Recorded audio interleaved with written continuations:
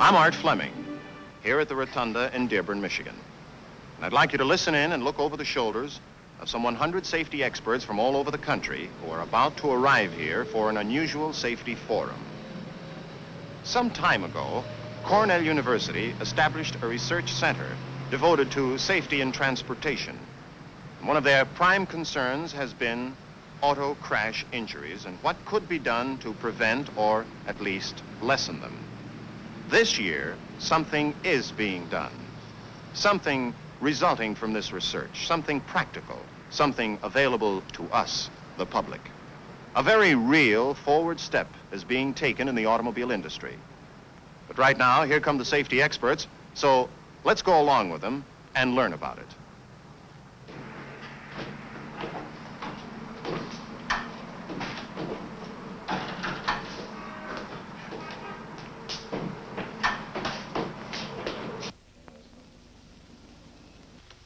These are some of Cornell's general findings. This is John Moore, Director of Automobile Crash Injury Research of Cornell University Medical College. First, we find that the automobile package is a relatively safe structure.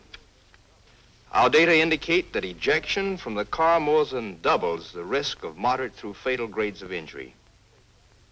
This finding destroys the theory that it's safer to be thrown clear.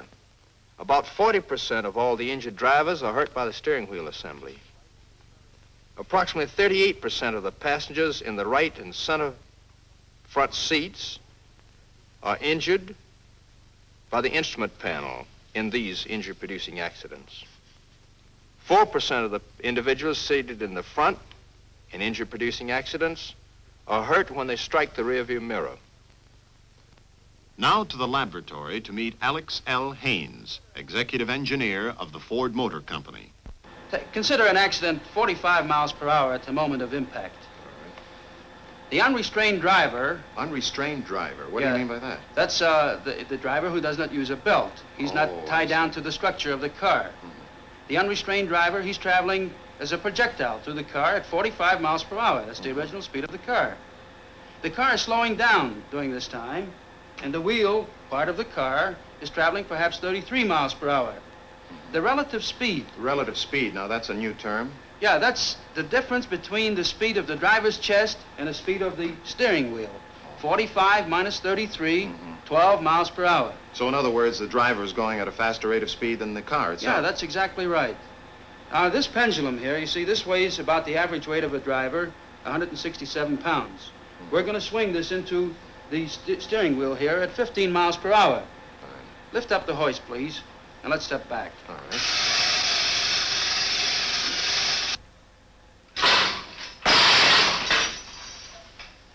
Now let's try this in slow motion.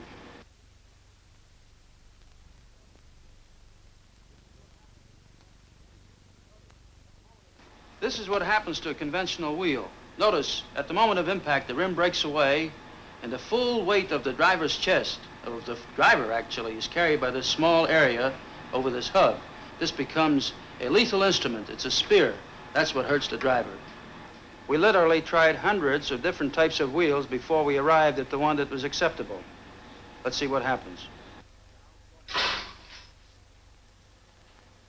Now in slow motion.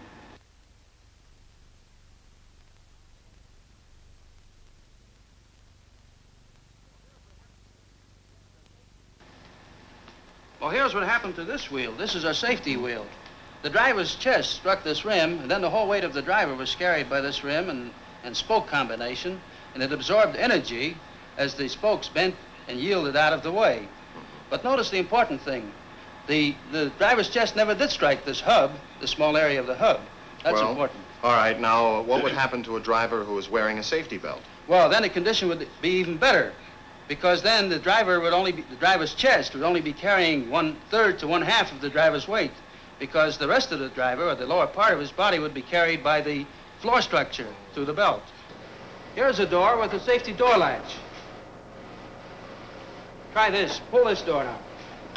Now I'll impose the stress as I did before.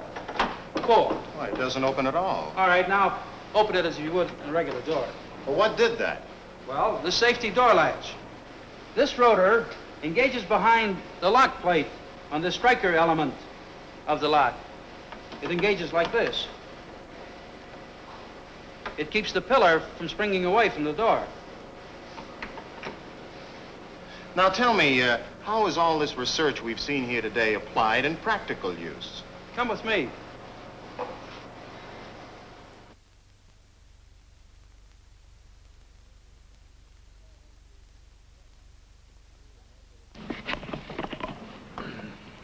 Incidentally, this car has the safety door lock. I see, and also the brand new safety belt. Yeah? Hit that cushion.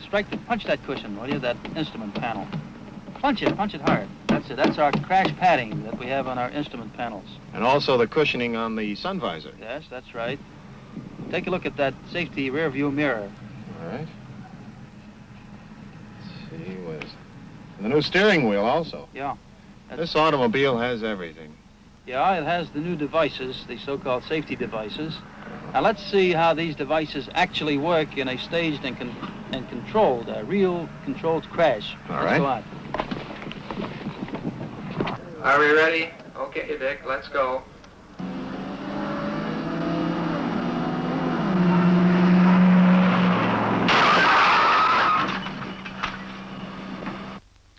Here is the same crash in slow motion.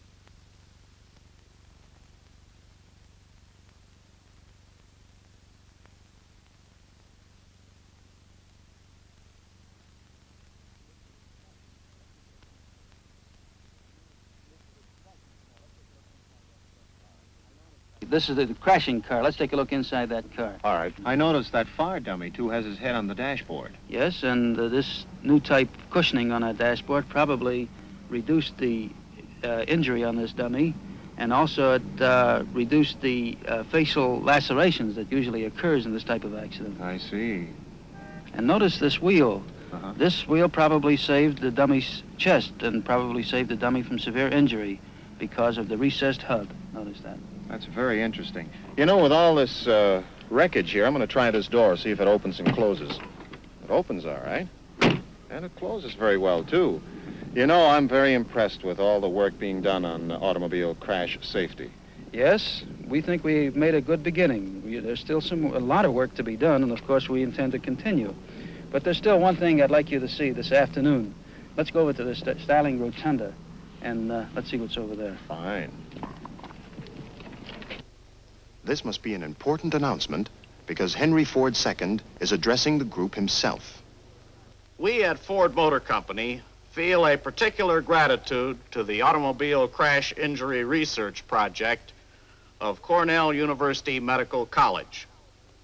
Through its statistical sampling and its analysis of injuries to people involved in automobile crashes, the Cornell group, along with others, has helped us materially in setting up our own crash injury research program and the developing of our safety equipment designed to reduce injuries in event of an accident. I am most happy, therefore, to present at this time $200,000 to Cornell University so that this vital program may be expanded. Furthermore, we wish to announce that all of the Pioneer safety features and the specifications and design of those features developed by Ford Motor Company are to be made available to any automobile company that wants them. We also will release any and all information which has been developed through our new research program in the crash injury field.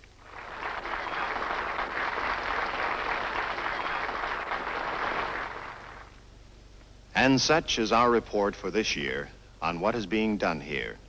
It is a bold and significant step. Its aim is your safety, you the driver, and you the passenger.